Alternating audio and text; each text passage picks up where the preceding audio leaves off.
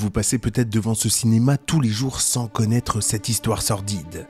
Le corps d'une femme assassinée y a été dissimulé pendant 2 ans, dans les années 90. Retour sur un film d'horreur grandeur nature. Roland Mogg est projectionniste au cinéma Star de Strasbourg. En mai 1995, le téléphone sonne, Roland décroche, il explique que sa compagne Carole, qui n'est autre que la caissière du cinéma Star, est sur le point d'accoucher et lui demande de le rejoindre à la maternité. Il prévient alors les parents de sa compagne ainsi que ses amis et se rend à la maternité. Mais là, stupeur, elle n'y est pas.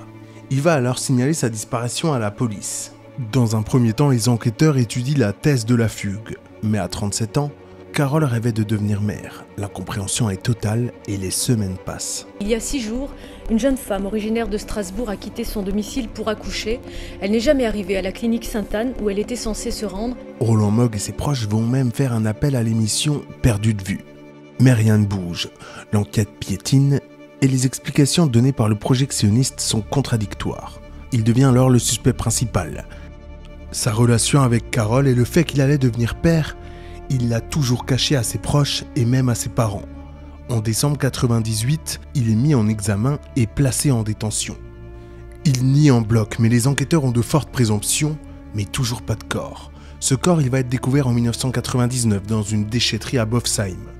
C'est le frère jumeau de Roland et un ami à lui qui ont été appelés par Roland Mogg pour déplacer des affaires à lui.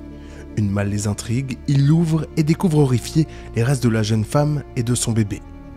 La police est prévenue. En mars 1999, Roland Mogg avoue avoir tué Carole Prin avec un revolver dans la cave du cinéma.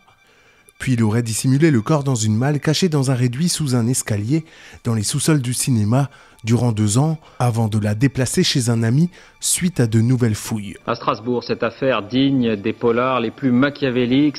Pendant 4 ans, il a joué la comédie avant d'être confondu. Son procès a commencé aujourd'hui. Le procès s'ouvre en novembre 2001.